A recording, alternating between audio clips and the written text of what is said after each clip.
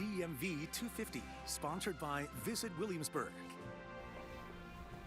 Well, D.C. has gotten a lot of attention these last few weeks, from the Great American State Fair to the massive July 4th fireworks display. But the city has not always been the capital. In this week's DMV 250, our Josh Chapin explains how that came to be with a rare look inside the Library of Congress. When you walk around the nation's capital, it's easy to appreciate the majesty of it all.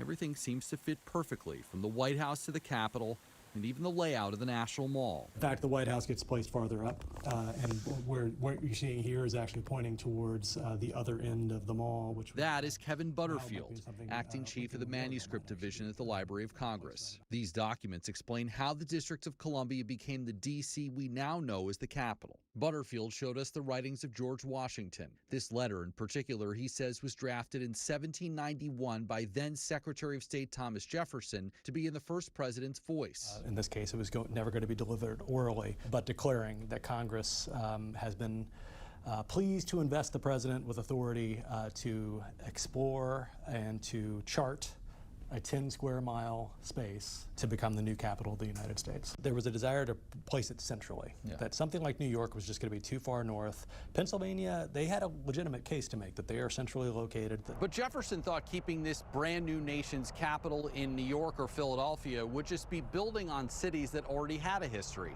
Instead, he wanted to start from scratch. Jefferson's map predates that of Charles Pierre L'Enfant.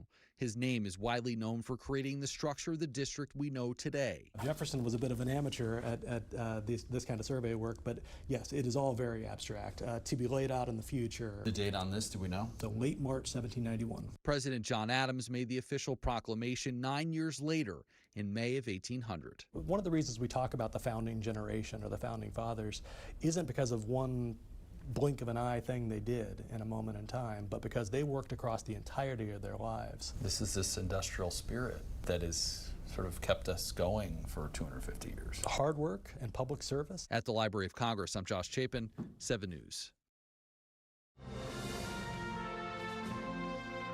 DMV 250, sponsored by Visit Williamsburg.